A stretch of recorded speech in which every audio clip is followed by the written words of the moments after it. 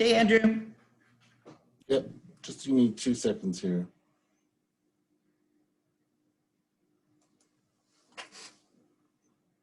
All right, we are good to go. Welcome, everybody. This is to our 2020 Farms.com virtual Precision Agricultural Conference and Ag Technology Showcase. I'm Andrew Bodden, Director of Business Development and Digital Media at Farms.com. Really excited to have everybody here. It's unfortunate we can't be face-to-face, but we got over 400 registered attendees for the conference this year. So we hope we can give you a lot of great value. And when you're done, you can see that there's a lot going on in precision ag that can help you improve your productivity and your sustainability.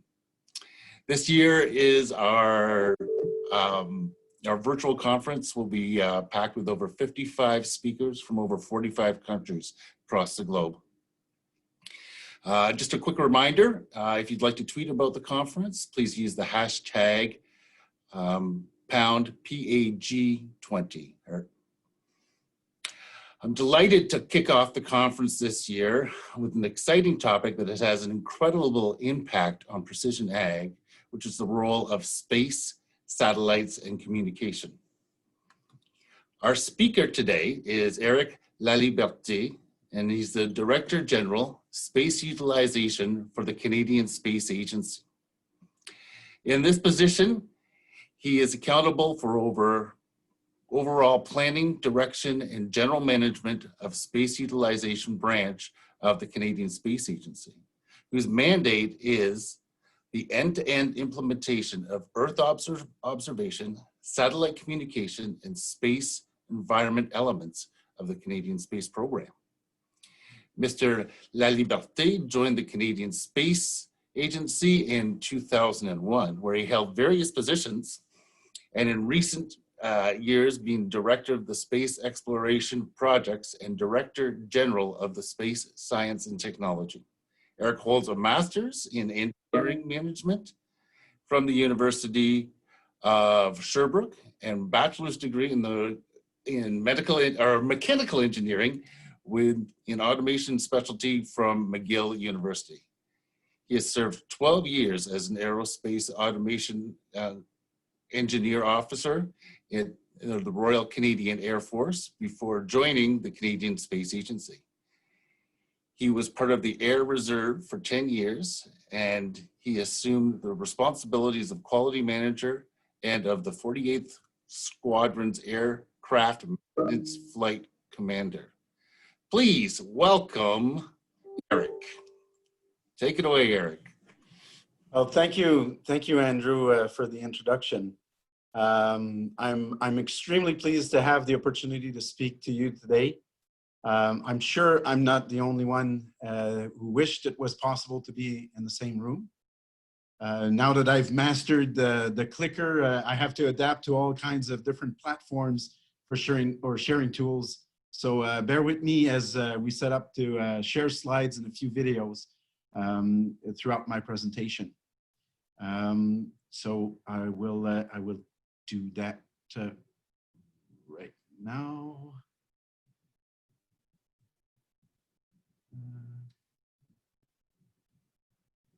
Share computer sound.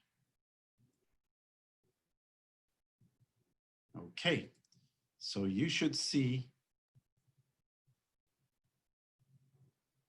my screen right now if everything holds true.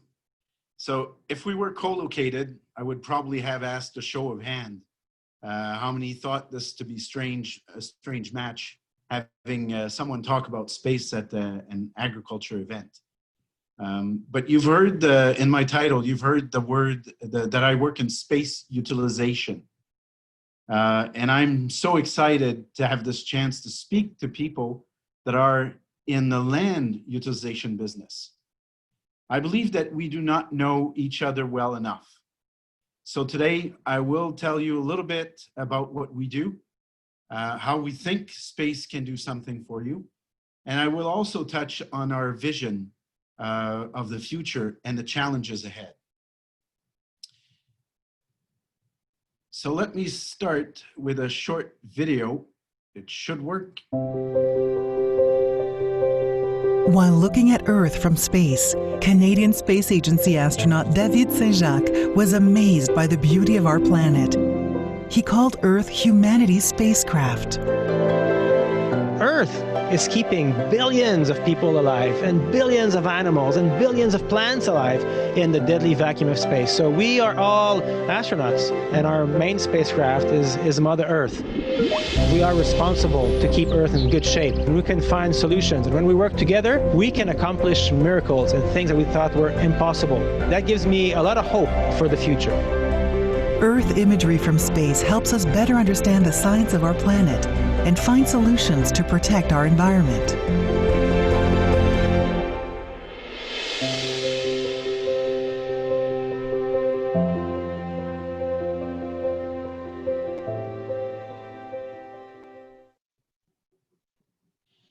So David Saint-Jacques says it very well. We are on this fragile bubble in the middle of a harsh environment, and you are involved with the food production system of humanity's spacecraft. The key for future deep space travel is autonomy for food, water, and air. It also happens to be the immediate key for survival aboard this spacecraft called Earth. The Canadian Space Agency delivers results through three main programs: space exploration, space utilization, and space capability development. This is about 700 federal public servants managing the Canadian space program. In a nutshell, space exploration looks outward, space utilization focuses on Earth and its immediate environment, and space capability development ensures that we have the means of our ambitions. As I've mentioned, astronauts traveling to other planets will be facing harsh environment in which they will have to produce food. You have to realize that bringing everything from Earth is not a viable option because of the volume and the weight involved. The Deep Space Food Production Initiative is a step in attempting to solve this challenge. Since Earth also possesses some harsh environments, the desire in this pursuit of food security for astronauts is to benefit people on Earth that could apply the same technology and knowledge acquired to improve food production in difficult conditions. On the upper left-hand side, you see a picture of an astronaut on this International Space Station close to the plant growth system on board. You see here pictures of the laboratory in Johaven in Nunavut. It's a little less eye-catching than the artist's impression on of the future greenhouse on the moon, you must admit, but the crew's enthusiasm certainly makes up for the artist's rendition. But let's get back to humanity's spacecraft. Earth and the open sky food production facilities. I will take advantage of us being back to the now and on Earth to talk a little about how space can help agriculture. You all probably have heard of Velcro and how its invention came from the research for space materials, but I'm not going to talk about that. Understanding trends in agriculture production is definitely essential to addressing short and long-term threats to food security in Canada, while maintaining a profitable, competitive, and sustainable agricultural sector that continues to be a major driver in Canada's economy. Sure, if I mention weather prediction, there will be no question in your mind that observation from space are integrated into the weather models. Observing large events such as oil spills and wastewater is also a known space capability.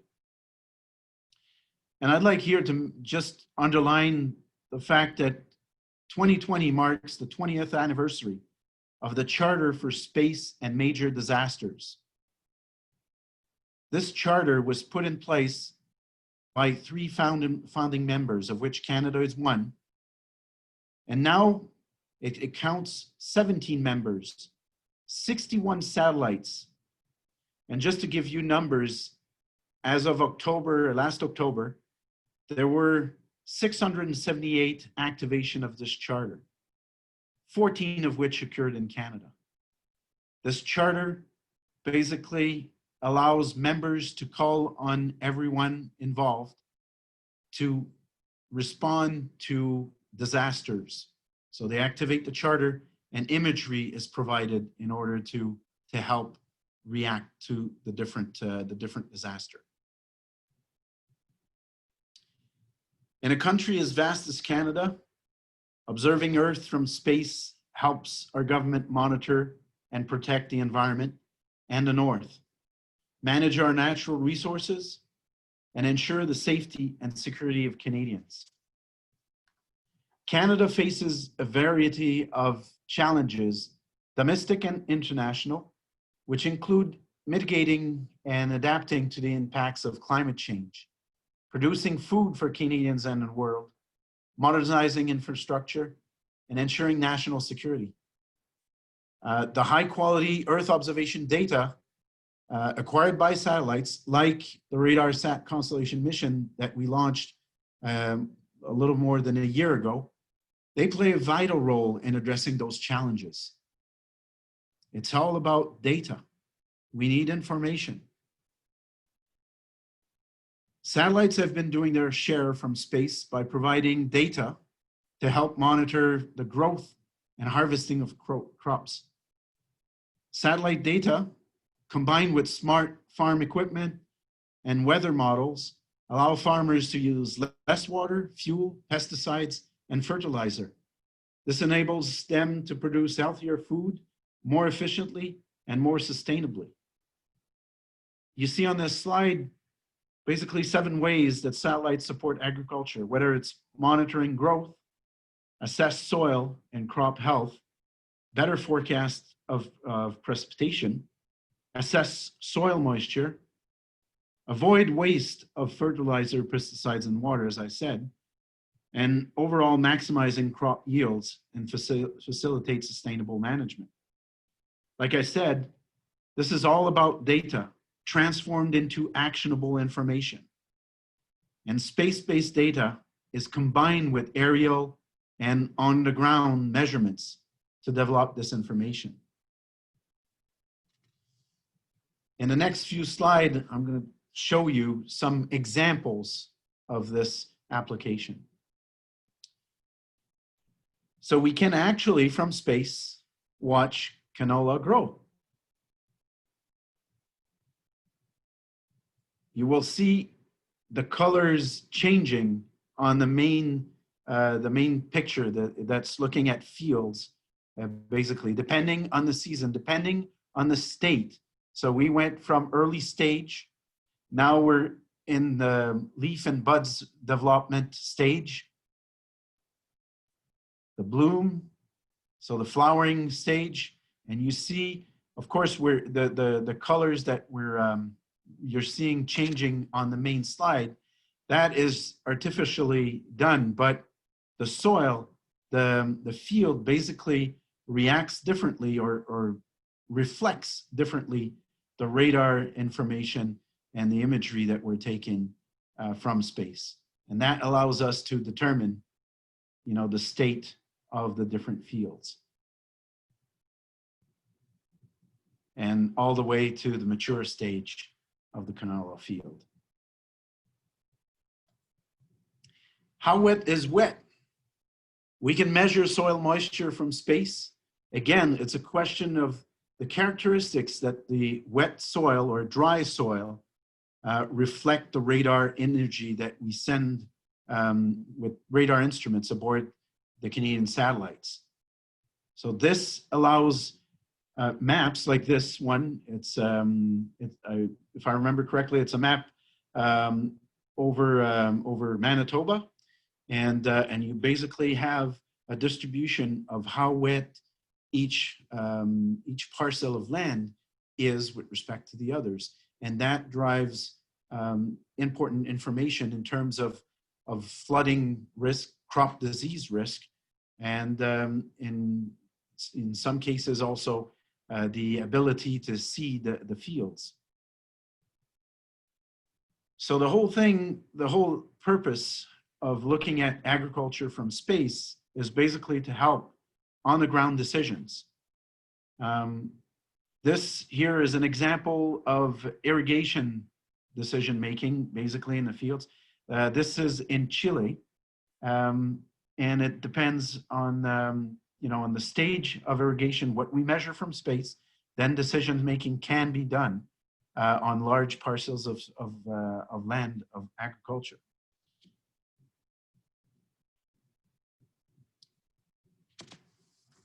The goal that we seek is to collect data that's needed to support the development of analytical software in order to generate information required to support decision-making and ensure the information is available.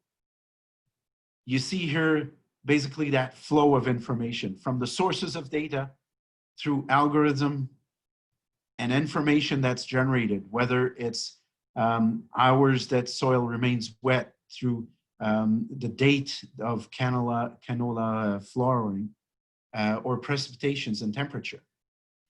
You also have the possibility with all the information that is captured on a larger scale that you have the history of these land parcels, what crops were grown over time. So here you have an example of the disease risk tool that is developed and that was basically put to the availability of farmers. And this is basically, these are tools that, like I said, the end game is making sure that there's enough information for decision making. And of course, the application of that is done in conjunction with aerial, drone, ground measurements, so that everything comes into play and the best information is there and made available. And I'll come into that as well when I talk a little bit about the future.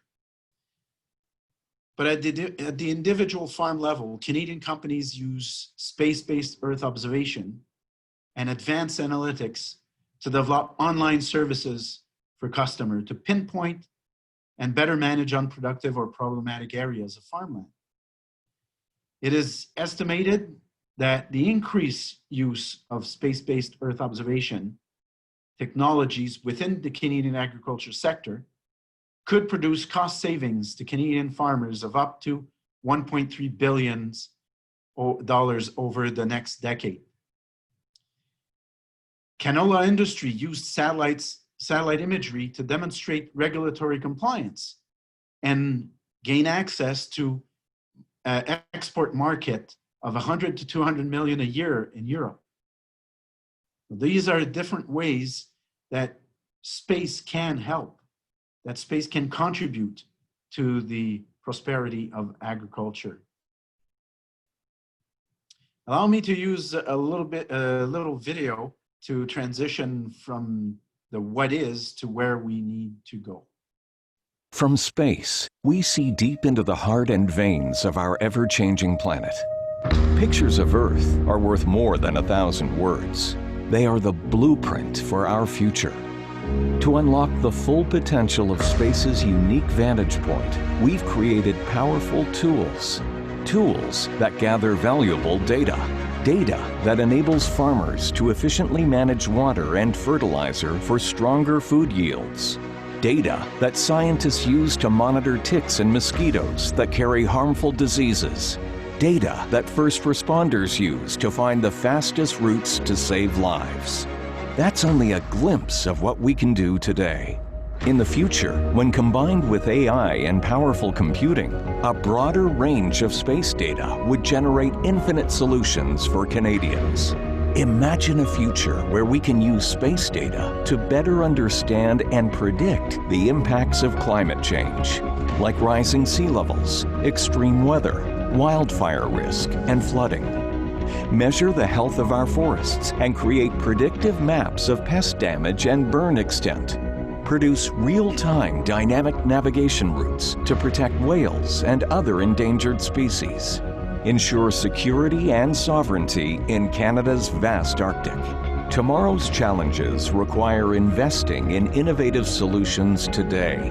Earth observation is key to securing economic opportunities and improving the lives of Canadians. Together, we can define Canada's future.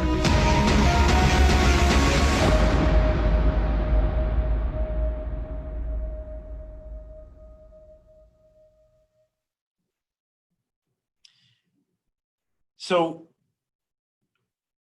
you've heard about what is, and right now there's, along with colleagues of 17 different departments and agencies of the Government of Canada, we are working on what the future should hold for us. So what is the future of Earth observation for Canada? You see on this slide the vision in terms of 6 themes that we want to make sure we support. You don't see here space for space. We have to realize that, you know, the genesis of the space program all around the world were with understanding, with going to this frontier, exploring around the Earth and the universe. And it was very technology driven, very science driven. Now we want to put all of that to good use. So that's not to say that we're going to stop breaking the frontier of science and technology. It's to say that we're going to be really mindful of the end use that we want to gain from this capability that we have of observing Earth from space. You see, the first one, sustainable agriculture and food security, that was way before I knew I was going to speak to the current event. So it's just to show you that these are the drivers for us, the drivers that looking at the future of Earth observation.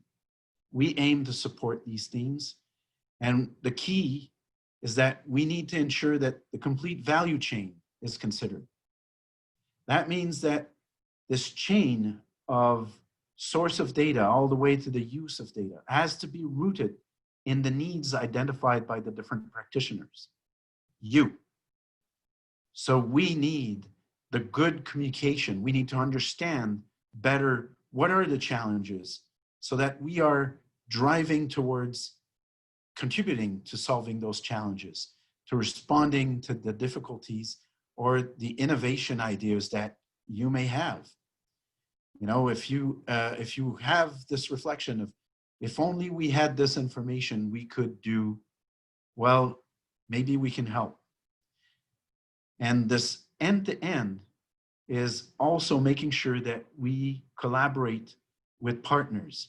We collaborate between sectors of economic activity, because one innovation can probably serve in others as well. So we're very much, we're changing the table around, making sure that we're not building a satellite for the sake of building a satellite, and certainly not trying to push the capability onto users. We want to make sure that we're building the capability that responds to needs that are identified from your side. So we do this by sometimes building our own. We have Canadian satellites in orbit, but we also collaborate with international partners, other space agencies around the world, when we can contribute instruments or a science team or capabilities in operations. And we do also try to have access, secure access to different data that is produced around the world, so that nobody can hope to do space program alone. We have to be able to focus on a few things and share between ourselves the information.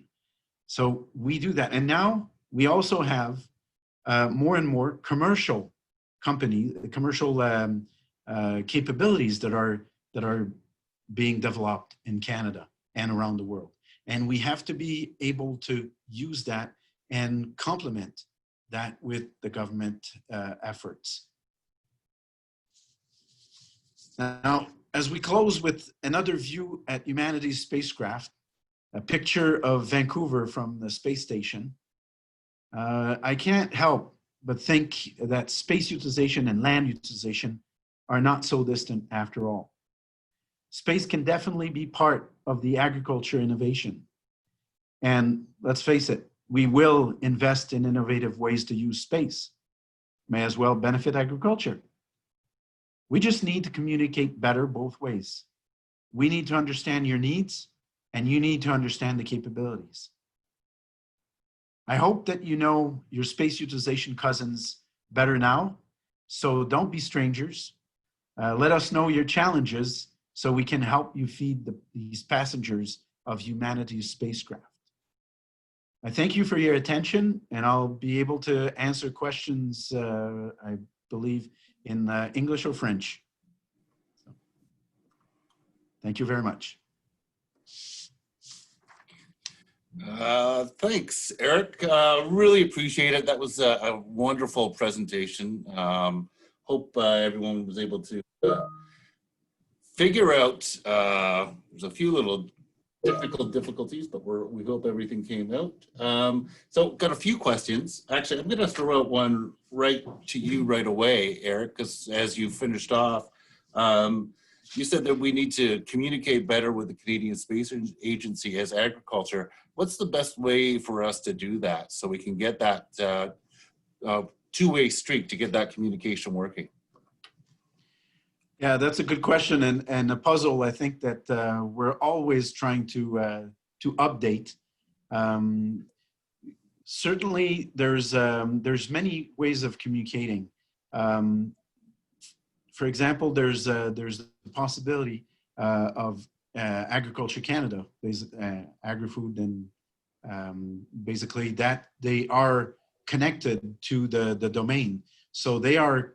We're working hand in hand all the time, but there's also certainly you would have liked a presentation by Dr. Heather McNairn, who's a specialist in using space in the agriculture domain.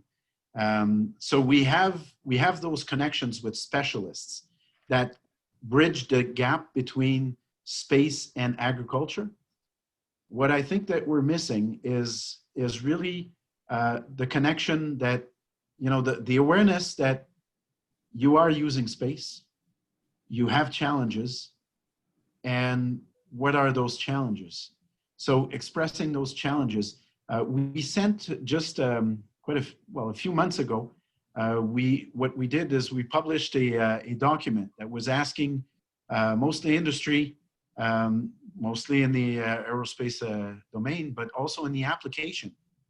You know, what are the challenges that we're facing in using the data? And we asked basically 6 questions and that is available on our website. So those are ways that we're trying to improve the connection between us to understand. What I'm asking from the Canadian Space Agency is to be present when you are discussing the future of agriculture. So therefore, in forums like this, I think that we should be listening in. It's an investment in time, but investment that's worthwhile if we want to make sure that we respond to the right needs out there.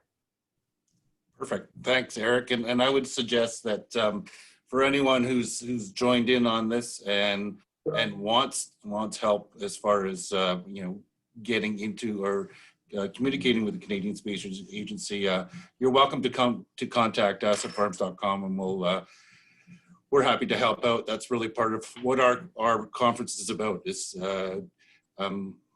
clearing out some of the confusion that exists in precision ag and improving that communication. All right, so we do have a few more questions here, Eric. Let me just find one here really quickly. And I had it in front of me, but we had a lot coming through. Okay, how might the AI and predictive data have an impact in helping, for example, drought in the future, as opposed to when you... Yeah, so the question touches AI and the future, but AI helps in the quantity of data that is just collected. An example that I've seen, because the question mentions drought, there's an example in Australia that they've used what they call the data cube, and it's a terminology that's being used around the world now. But you could see the last 30 years of water in a certain area, in any place in Australia. You could see the presence of water, so you could determine where water was present, permanently throughout the 30 years, or where it was just a momentarily presence of water there. So the analysis of that and the capability of AI to analyze large volumes of data, long series of data, that is the power that we see that would allow for better analysis, for additional analysis and maybe additional perspective. The holy grail of all this data is, of course, predictability. Not predictability of data, but predicting the future. So predicting that next year is going to be a problem area in terms of drought. And that right now is based on massive amount of past data and recognizing the same conditions towards the future. I did not go into all the different missions that we're looking at, but there's one that we call terrestrial snow mass. And that is a mission that it's a concept right now that we're looking at that would help us determine the snow mass across the country, not just in some very localized area. And that is a key component in terms of water management and the prediction of what is going to be the next growth season. So. Okay, perfect. Hope that answers the question. So we got a question from a student at Reading University, and working on ways to grow food in space. Can you discuss the next 5 to 10 years in the industry in Canada as far as it relates to growth and trying to get things to grow on other places than Earth? Yeah, that's a very interesting outlook of the future. We have a long history in Canada also to work with greenhouses. There's harsh environment that we need those greenhouses for. And in the past, so this is not the first adventure for the Canadian Space Agency to look at the growth of food in space and on other celestial bodies. We did work in the past with all kinds of automated greenhouse or self-sufficient, self-contained, I should say, self-contained greenhouse test labs, test facilities. So what we see in the future, the next 5-10 years is yet to be developed, and I know that my colleagues in space exploration are putting forth different initiatives right now to look at developing this future. We have you've seen the images of the lab in Nunavut. So what's the next step? The big challenge is to be self-sufficient, so that you do keep the water. You don't add water. You don't add the recirculation of air. You basically how do you need this? How do you use that energy that's available on the space station, for example, in order to grow without adding too much energy, too much weight, too much. So I think that there's definitely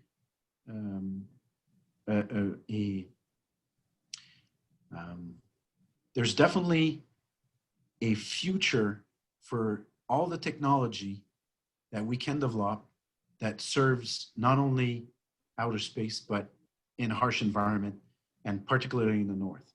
We're talking about climate change. These are going to be happening. So the 5-10 years to come are going to be about developing those capabilities, about exploring the new ways of doing this in space. The International Space Station is there as a lab, but there's also plans for the gateway, or the lunar gateway that we are contributing to. That's exciting. That's really exciting. Okay, so quick question from, I guess, Carla from the University of Guelph. Are there published data streams available to the public from the Canadian Space Agency? For example, like the Canada Lands Survey Systems. Is any of that data available, what you're doing in space on the website, the Canadian website? Yeah, there's a portal that you can go to. Not sure exactly about the land survey that you're referring to, that the question is referring to. Canadian Space Agency basically works with a lot of the other departments in order to make sure that this data is transformed into information. So what you would get from the Canadian Space Agency is, would be raw data or low-level data, processed data. But the other departments, like Agriculture Canada, for example, or Environment Canada, use these data streams from the different satellites that we operate, or that our collaborators or partners operate, and they transform this into information. So you would also have this capability of having access to these through these different departments. One big challenge, and I mentioned the future that we're looking at, one big challenge that we have is to transition, to make sure that we have this open access to data. So these are things that are being discussed. How can we improve on the access? What is available is mostly in terms of science data.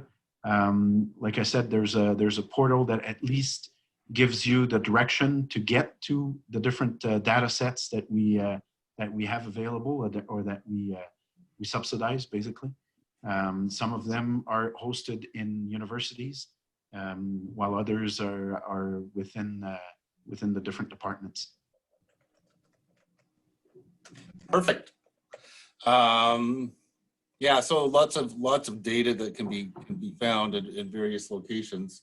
If there's something specific that you're looking for, Carly, you can always send a message to Eric or send it to me, and then we can try to help you out with that as well. Jason has a question. For your perspective, what are the 3 most common reasons why growers are not using satellite imagery? Okay, the 3, I would say the first one was cost, right? Because it was definitely expensive. It's changing, and we're trying to make sure that at least information products, certainly developed by the government, are available, at very low cost, or if not free. But I think that this is one big reason, because you have to manage basically from the size of the farmland versus the cost of using imagery.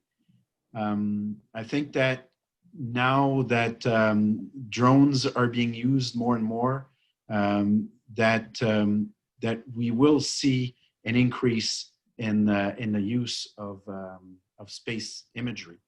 The other I think there's, like I said, there's a question of awareness. I think that how do we use it?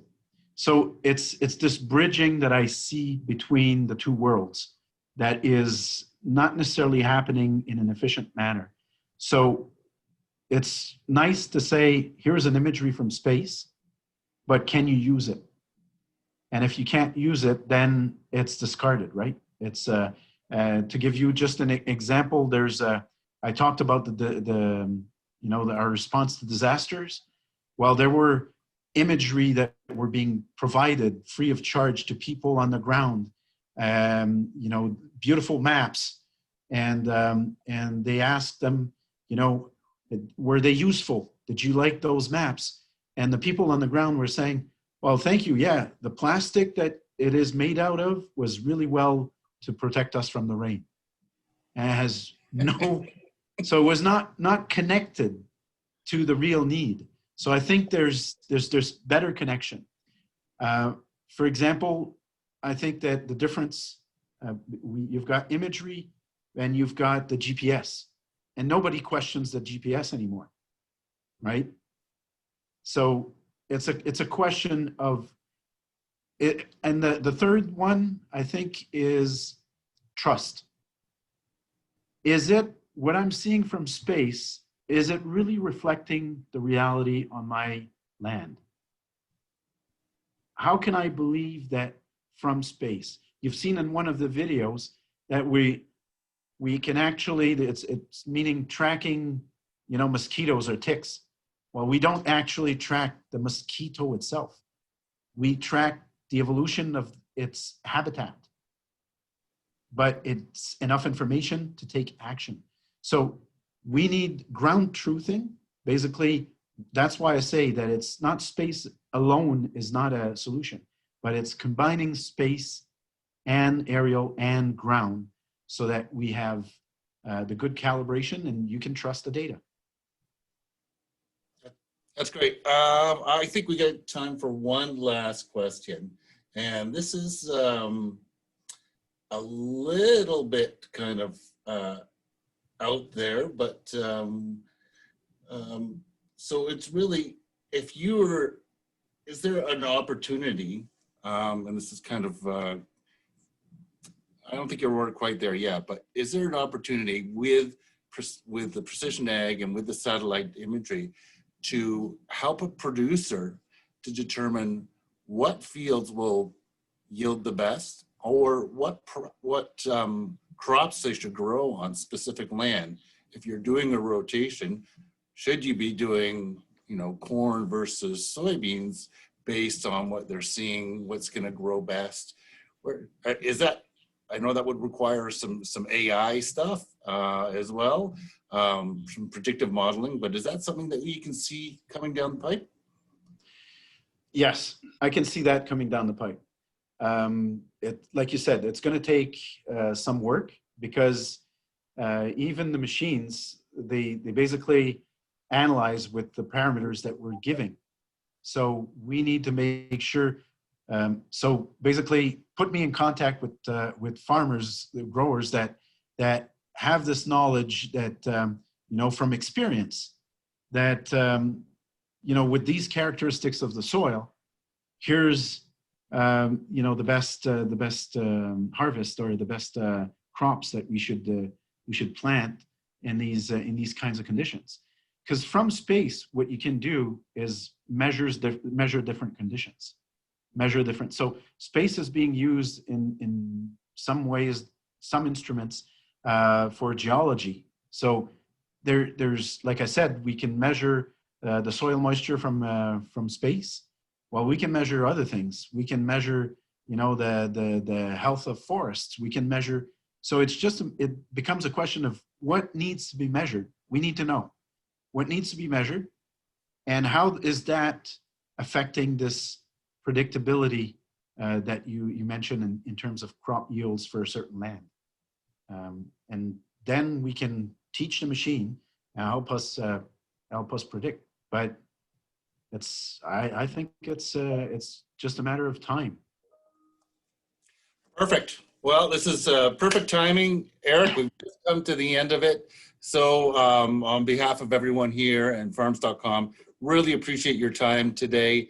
Really valuable information, and we hope that we can continue this relationship with the Canadian Space Agency, with agriculture and yourself. And again, thanks again. And thanks for everybody for joining us. And we'll see you in the next session. Thank you very much. All right. Bye-bye. Bye-bye.